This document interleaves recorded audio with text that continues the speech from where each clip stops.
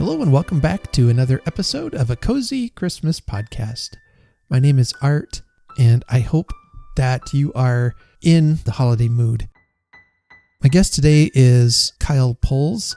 He has written a charming children's story called From Nicholas to Christmas. Now, have you ever played that telephone game where, you whisper a short story or a sentence in somebody's ear? They whisper it to somebody else, they whisper it to somebody else, and it goes on. And by the time you get to the end, it's almost a completely different story than how it started. I remember one year we did this in school, and I don't know what happened, but it went completely off the rails.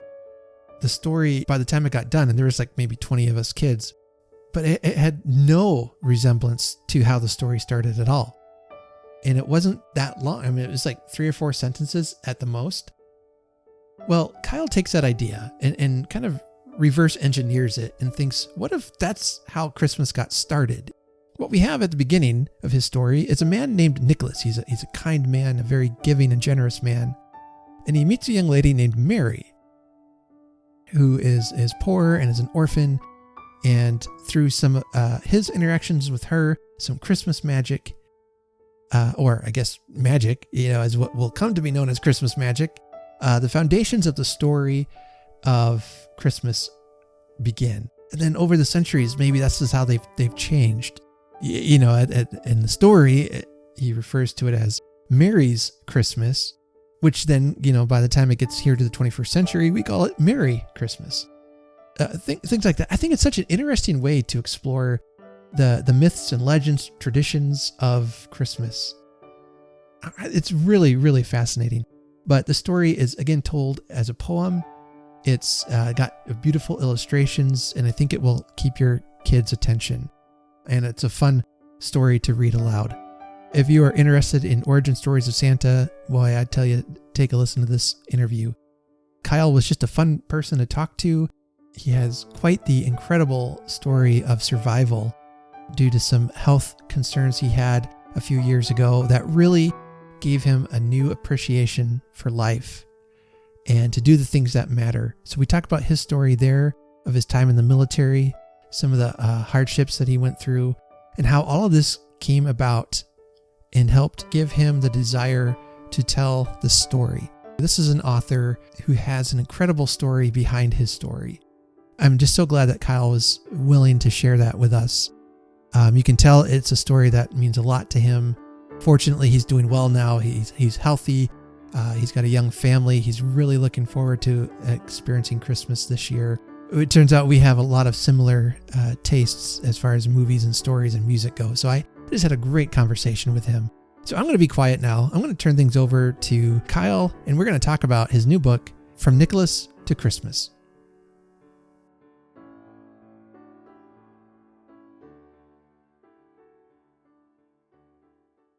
Welcome back to the Cozy Christmas podcast.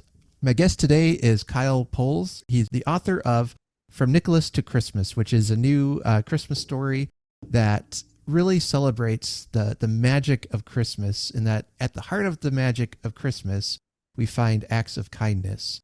And he has put together this beautiful book, beautifully illustrated. And folks, you know me, I love a good picture. So Kyle, welcome to the Cozy Christmas podcast. Yeah, thanks for having me, Art. I appreciate it. This story is so unique. It tells another spin on the origins of Christmas or of Santa Claus. And I think it's a really remarkable one. But before we get into that even, let's learn a little bit about yourself. Could you just give us an introduction and some of your backstory that led you up to writing this story? I myself am a product of a military family. So I was born in Washington State, but my dad traveled the whole northern borders, and then Minnesota, then the eastern seaboard side. And then from there, I actually joined the military and retired in 2020. But the real inspiration of this book, it actually came from an article, and it's a rather cynical article. It talked about, this gentleman broke down the science of things, you'd have to be traveling faster than the speed of light, carrying X amount of tons. And I read this on the internet, and I'm like, that's disheartening, to say the least. Yeah. So I wanted to create another spin to how he might deliver gifts in one night. Maybe it's a snow globe, magical snow globe. That spoiler alert in the book. Maybe you can do that. But not only that, let's talk about other traditions. Kind of playing that telephone game. I don't know if you've heard of that game where you start off with a sentence, and by the time it comes back to it, it changes. Right. I wanted to do something like that. Why a tree is inside of a house with decoration. There's your Christmas tree. Why is coal associated with naughty children? Well, I've got something in that book as well. Just those small little traditions, and even incorporating old ones like the Three Dowerless Children. It's an old Christmas time story. I wanted to kind of throw those little things in that book, just kind of make it fun. So I was like, oh, let's do this. And so I started to type, kind of ran into some writer's block. And like some authors, just kind of set it aside. Just kind of feel like, oh, dang. But in 2017, I had an incident that happened, came out of it. And that was a real enormous spike to motivation. And I was like, I saw this through. I saw the vision of the book, and I really want to get it. And what's funny is it was in March that this all happened. So not even Christmas time. It's just a goal that I wanted to get this book done. I wanted to get it in people's houses, on their bookshelf. That's the reason why the design is like it is. It's kind of old fashioned. It's very nostalgic. That red background, gold lettering. I actually have the copy right here. So I really wanted to make it. My inspiration came from Charles Dickens' Christmas Carol, where he wanted the red background, gold trimming, and so did I. And yeah, that was the inspiration. Yeah, well, I'm a big Dickens fan, and as soon as I saw the cover of your book, I thought, oh, that looks like a Christmas Carol. That was my inspiration. Yep. Awesome. Yeah, and you had mentioned you had some real physical trials along the way too, in the middle of all this. With you mentioned in the acknowledgments that there's a doctor who's saved your life twice. Do you feel comfortable talking about that at all? Yeah, absolutely. So Dr. Joseph Brown, he is the neurologist. He was a neurologist at Walter Reed Naval Hospital, but he has since transferred stations. But in 2017, I went to bed just like any other night, nothing leading up to it. And then I woke up. I say woke up in a hospital a month later almost. And what happened is I had a mass in my brain, and it caused seizures. And I just remember what felt like a very real nightmare at the time, in the beginning stages. My body was burning. I actually went through some real psychological events like delusions, hallucinations, because turns out the medication for anticonvulsive seizures is this medication I'm wildly allergic to. So, yep. And so as a result, just all this stuff was happening, and I felt very disoriented, had no idea where I was at, what was going on. And it was in and out, kind of blackouts. But when I really came to, we'll say, I woke up in an MRI machine. So if you're not familiar with an MRI machine, you're very fastened down, your whole body, you can't move, and you can't move your head, and you're about this far in a tube that's very enclosing. And that was a fear level unlocked, I'll tell you, that I'd never experienced before. And so it was kind of at that moment that I was really aware that something bad was happening. And then kind of, along the way, kind because my brain was swollen. I had to learn how to walk again because I lost all motor function from neck down. Really, how to talk. I mean, just your basic everyday needs you'd learn again. Try to understand what was happening to you at the same time. It was an emotional roller coaster. That's for sure. Mm-hmm. And so, got out of that event in around April, May, and then kind of just, let's say, went on with my life. And then fast forward 20 months, and something happened, and I was back in the hospital. I went, and I felt very drowsy during the day, and took a nap, and woke up in the hospital again a month later almost.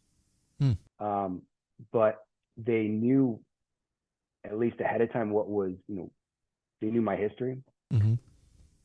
And so the neurologist, Dr. Brown, he said, we're not going to control the seizures with the medication, because they left them asking, because brain surgery, comes with its own complications. Like, we've got the seizures controlled. Right. Let's keep it at that. After the second incident, he's like, yeah, we're going to cut it out. Yeah. I'm like, yeah, let's do that. So you're all good to go now, though. Yes. From the sounds of it. Yeah. Good. Yeah, he saved my life. In the midst of all this, then it kind of gives you that new appreciation for life, and you want to see the goals accomplished that you had set out, and that, I think that's probably, like you said, kind of what motivated you to get this book finished. Yeah.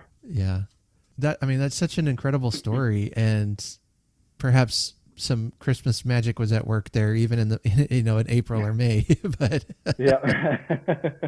So all that, you finally get this book done, and as I mentioned, it's beautifully written. The illustrations are fantastic.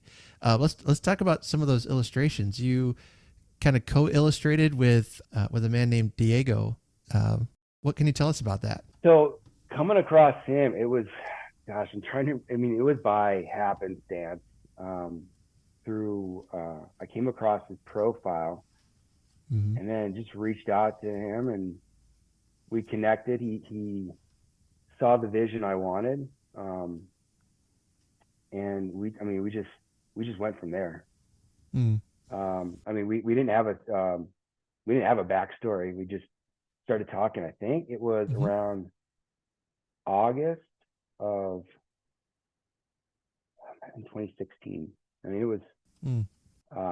was before then. Yeah. And then the book itself is written like a poem, which I was reading it again. I'm thinking, I can maybe write a poem about a page if I'm really pressed, but just to write the whole book like a poem, that takes some work.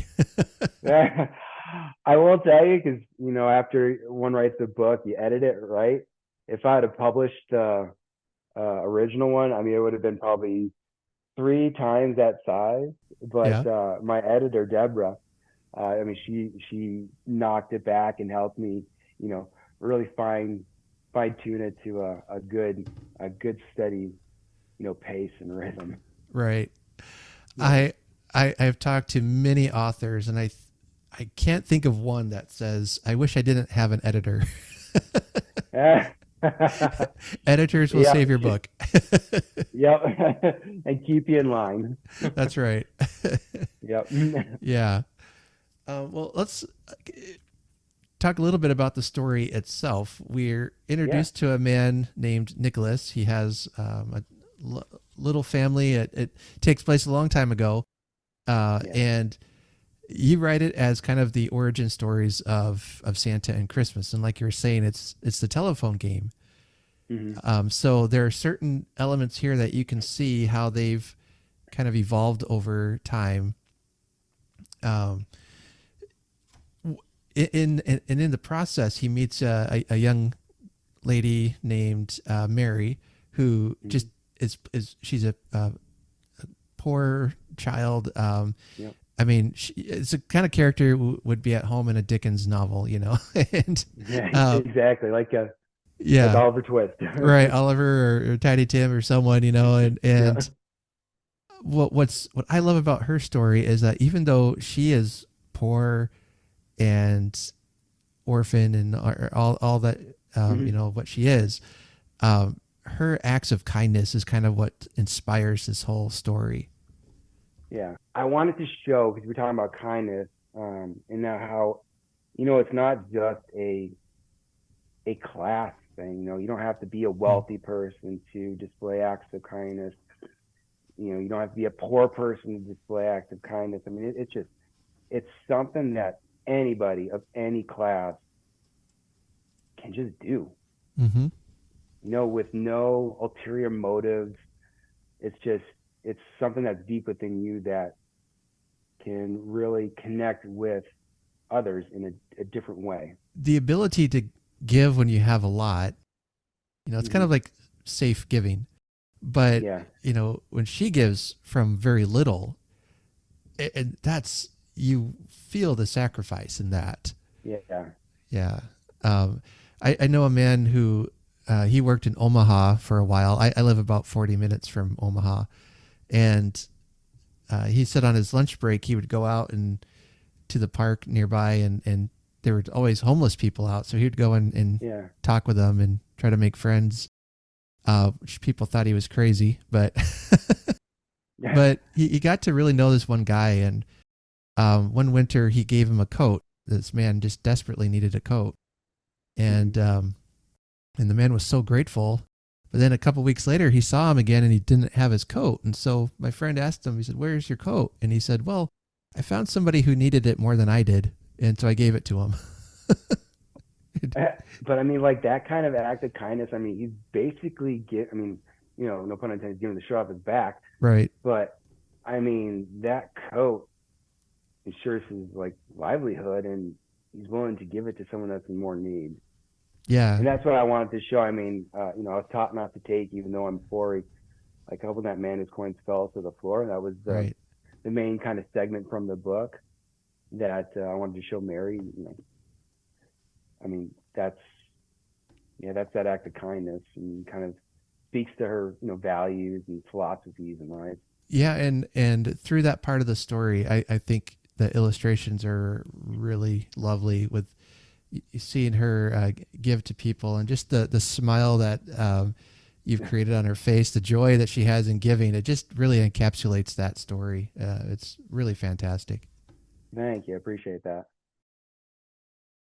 So one of the morals of the story is definitely kindness. What's I guess what's your hope with that people will read this and learn from it? I think it's just that, um, you know, that feel good moment. We I feel like we live in just a world of social media, drama, and just stuff that kind of brings us down, Mm-hmm. with call it world issues, economy, etc. That you pick up this book and you just kind of feel that a little bit of joy from reading it, Mm-hmm. even if it's just a little bit. You come across those feel good videos on social media, and you're like, you know what, I like that, I really do. Mm-hmm. But it can be kind of a fleeting moment, because then here comes drama and here comes media. But I kind of Mm-hmm. want that joy to be felt. Yeah. There's just so much negativity everywhere you look, and Yeah. maybe it's time to start being the voice of kindness, or a voice of compassion, empathy, whatever. Get alternate voices out there. So Hmm. Exactly. yeah. One question I did have about the writing. Why did you choose to write it as a poem versus just narrative? So in terms of how I express it, I'm actually the better at doing it that way, Okay. and it just flowed easily for me.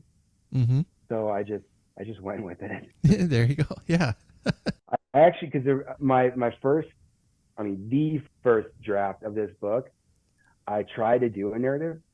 I Mm-hmm. got through 3/4 of a single page, and I'm like, no, we're gonna change this up. Yeah. Oh, that's And then cool. I just went right with it. Yeah. Yeah, well, every style is different, and you got to find what works for you. So, but Yeah, and it was actually the last. Um, it was the last. I'm looking at the stanza of the first chapter, and that was the one that started it. I said, but this one is different. And now you'll see when Nicholas was just Nicholas before Christmas came to be. hmm So that one, I actually had that kind of as my staple for keep looking up, and then hmm just going with it. oh, neat. Yeah, then Yeah, that really introduces the story. Yeah, yeah. yeah. Well, I And like I I wanted like. to close. Go ahead. I wanted to close it with that same thing as well. hmm So that's almost the last stanza of the final chapter too. Right. Well, Mhm. that's and that's good poetry. The not just the rhyming, but the parallel thoughts and everything. That Yeah. comes full circle, and yeah, yeah. Well, it's neat because um, something about Christmas that poems kind of take a big part of that. Mhm. I think the classic example is the Grinch, which I think was your. Did yours have the quote at the beginning of it? Or yeah, Christmas From will Dr. always Seuss. be. Yep. Yep. So yeah, that kind of sets the tone for what the book, the style of the book. So, Yeah.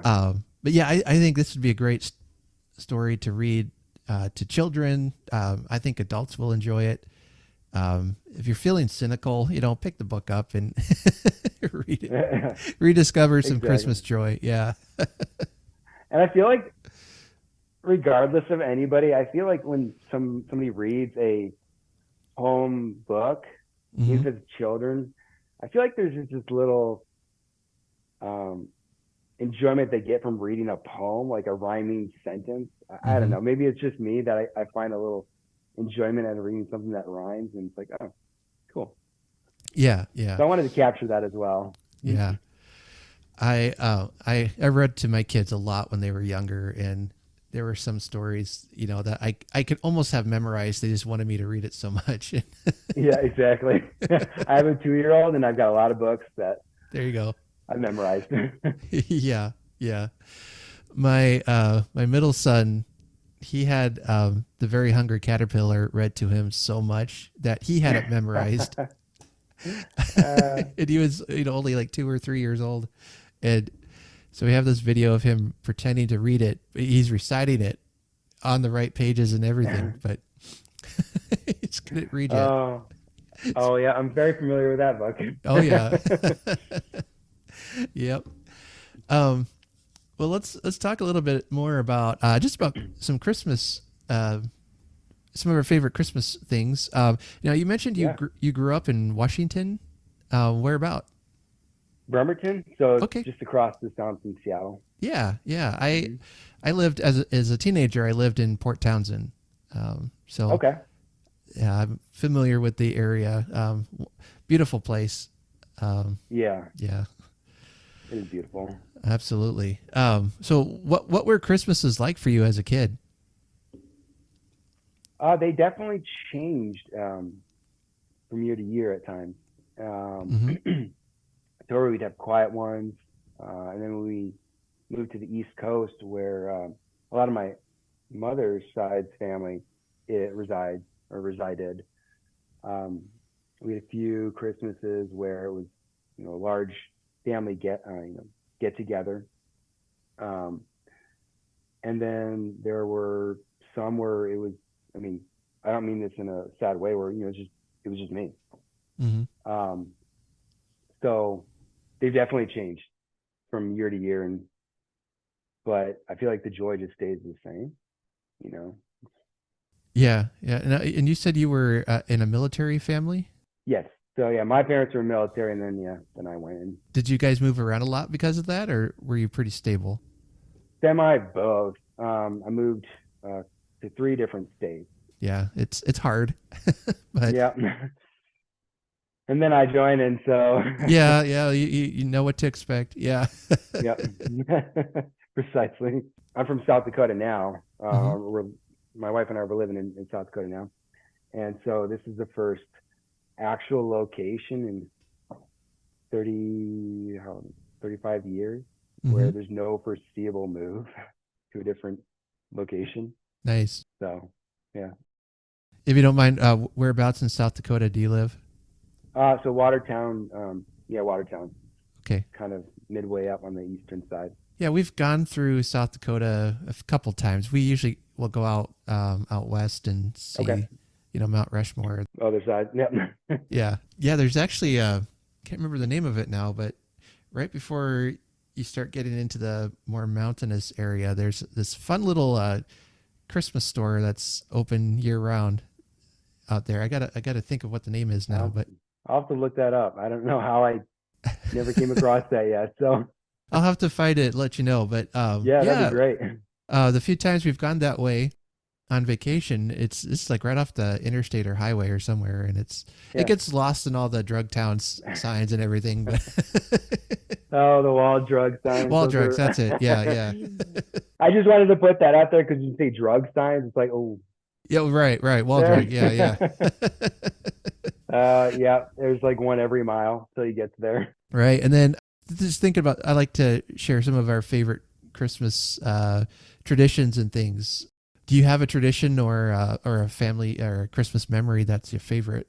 No traditions. We're actually starting new ones.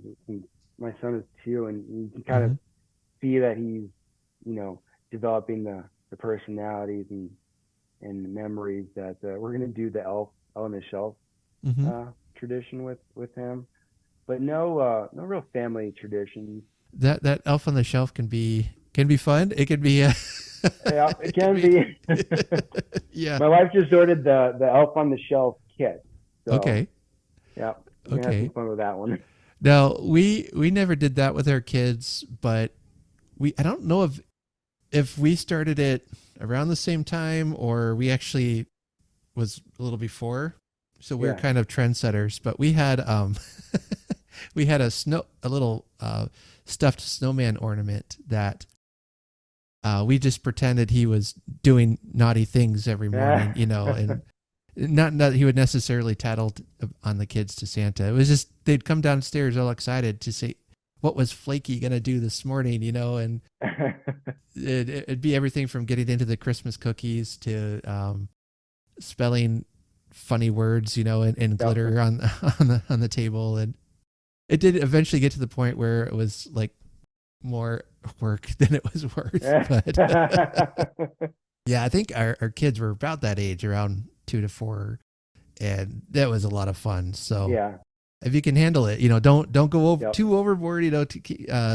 It can be a lot of fun. I might. Well, if that's what you enjoy, go for it. Yeah.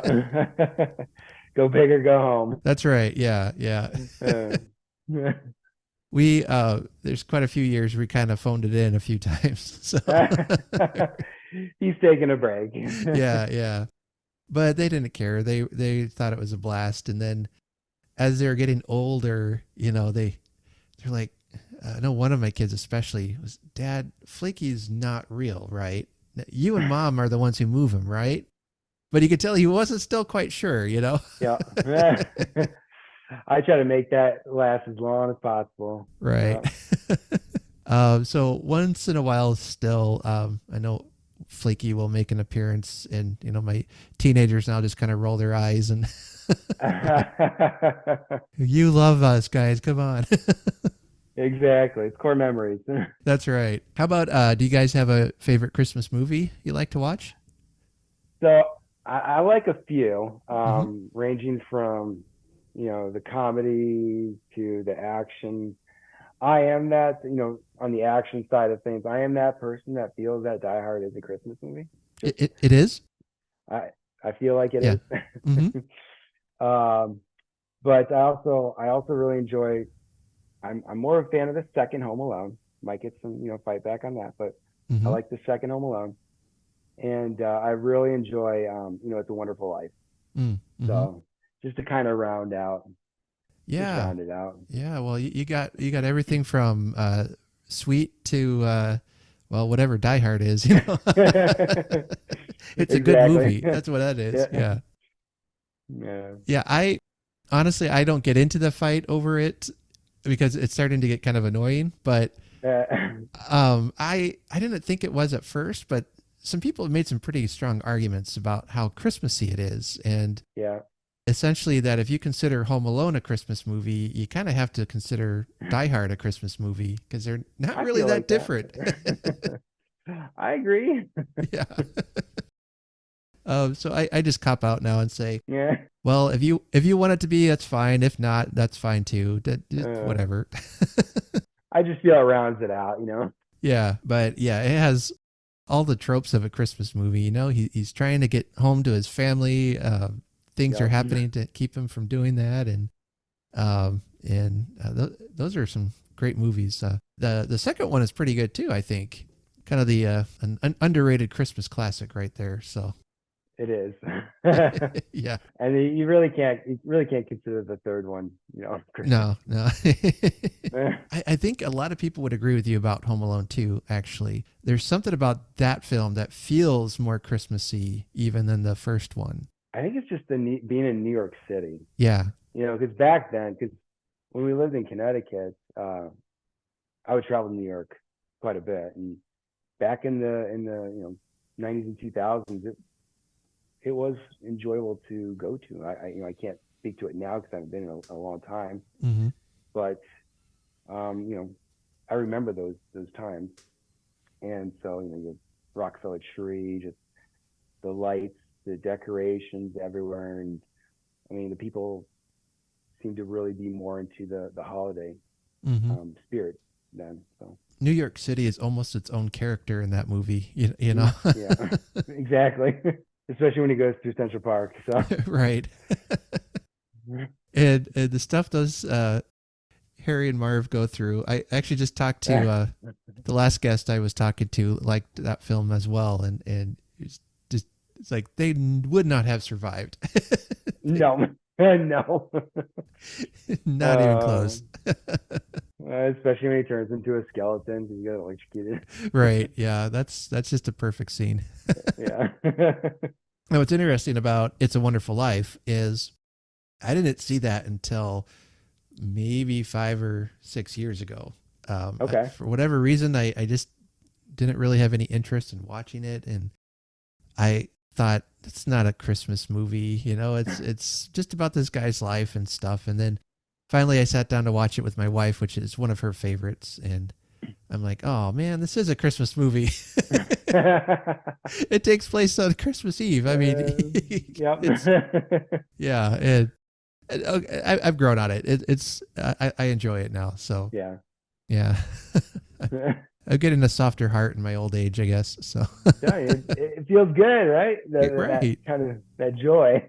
exactly. Well, I knew it was my grandfather's favorite film, and I regret asking. I never got a chance to ask him why he loved it so much, but from what some of the other family has said, it was just something about George Bailey's character, of being a good man, no matter the Yeah. situation. And that was something I know my grandpa always tried to live by, that same philosophy. But yeah, that's one of those things I wish I had talked to him about more. Yeah. I mean, that was another inspiration for this book. I mean, Mm-hmm. just keep giving. Yeah.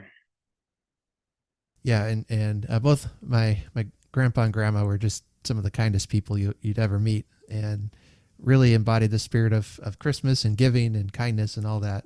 They made Christmas wonderful. Now, are you into Christmas music at all? Do you have a favorite there? I enjoy Michael Bublé's Christmas. So Right, I do like that kind of music. that kind of a jazzy sound to Yep. it. Yeah, Exactly. yeah. I was actually just listening to that yesterday. I was out driving.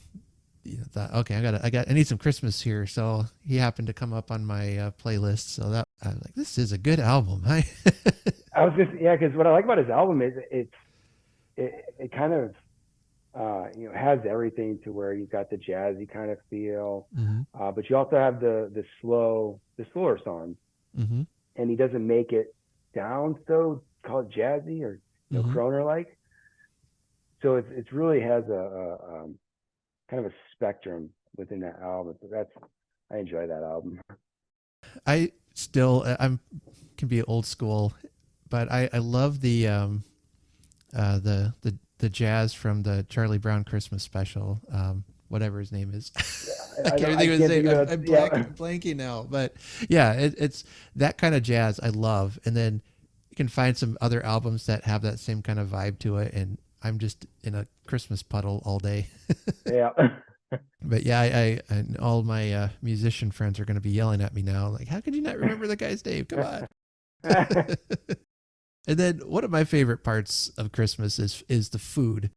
I haven't yet found a Christmas dessert I didn't like. But what kind of foods do you guys like to have, and what's some of your favorite there? Oof. Personally, I enjoy the settings where it's more of the hors d'oeuvres. Mm-hmm. You know, where we have little things to just kind of, you know, pick from, because I feel like with that, at least, I mean, this is my own perspective, is it's more conversational with the people that are in attendance, mm-hmm. instead of sitting at I mean, I know you can sit at a table and enjoy a meal, but it just seems a little more casual with a little less formal with the hors d'oeuvres. Yeah, we've had some Christmas get-togethers at our house a few times, and when we do that, we'll have just a table loaded with like cookies and Chex Mix and like little cheese and meats and things, and Yeah. And what's fun, you can just kind of bounce from people to people, conversations. Yep. And if you're stuck to someone you don't like at the table, you're like, right. I'm going to go see what the kids' table's doing. Yeah. Now, do you have a favorite kind of Christmas cookie? I like just regular sugar cookies. I know that sounds kind of like, okay. No, but I'm right there with you. Yeah. So around this time, I love I don't know what the brand is called, but it's shortbread cookies, I think it is. It's like those weird kind of circle designs, and like the ones that come in a tin kind of thing. Yes. Oh yeah, those are good with coffee. That's usually how I rate a cookie. Is this good with coffee? Okay. Yeah. Well, I'm getting hungry now, so thanks. You're welcome. Yeah. All right. Well, sounds like you've got some really fun Christmases ahead with your son, and it's about this age where they really begin to start clicking with what Christmas is, and they get really excited for it. So, hang in there. It's gonna get fun. I'm excited. I'm excited to have fun, especially with this Elf on the Shelf thing. So yeah, I think he's gonna really flip for that. That's gonna be fun. So. Well, we're here, we wrapping up here, but where can folks find your book, and do you have a website or things people can reach out to you?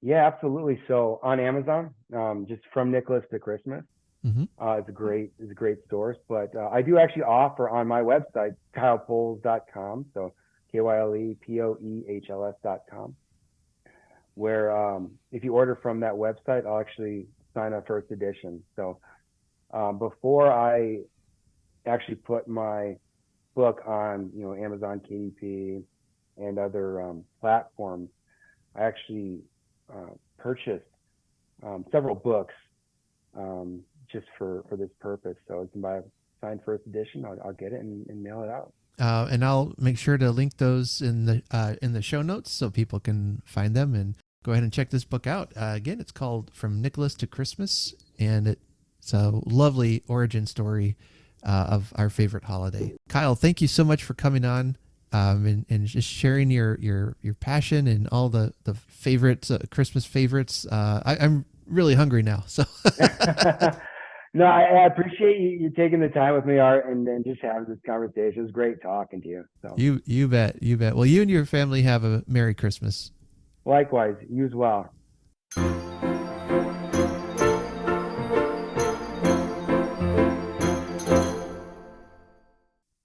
All right. Thanks again, Kyle, for reaching out. Thanks for coming on the podcast. I really appreciate it.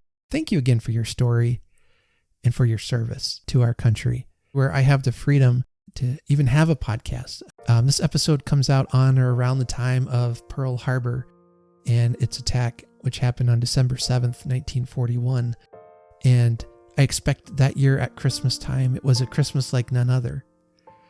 It was a Christmas where perhaps they didn't know if dad or brother would be even with them this year. It really was a Christmas that changed a lot. Though I have never served in the military myself, I have great gratitude for those who have. So we don't know what the future will hold for our country. There's always talk about war in World War III and different things. But, Christmas is definitely a time to talk about peace. It's a message of peace. It's a message of redemption. One of the stories mentioned in our book club pick, Christmas by the Book, is the story of the World War I truce, where at Christmas time, I think it was the first year of World War I, the German and British soldiers called a temporary truce. They met in the middle of the battlefield in no man's land. They played soccer. They shared small trinkets with gifts and things. I remember I've read accounts about that and how some generals and leaders didn't want them fraternizing with the enemy because it's easier, to kill a soldier if you don't see them as a person. That's why you'll get a lot of language and verbiage, that demeans a person or dehumanizes them. And so then it's easier to commit atrocities against them. But what if we stopped dehumanizing our enemies? What if we thought twice before we picked up that gun and went to war? I think it's worth thinking about. I'm sorry, I'm kind of off topic here, but I do want to speak a minute about things that just have been on my mind lately as I watch the news. There's a way you can disagree with someone, but still disagree in a way that is positive, that is involves communication, and never stop seeing that person as a person. So whether you're a Democrat or a Republican or somewhere in the middle, I think what we have seen is people, they are dehumanizing, they are devaluing others, and that can lead to, it can lead to violence and to attacks and to all kinds of war. So this Christmas, be a messenger of peace. Tell good stories.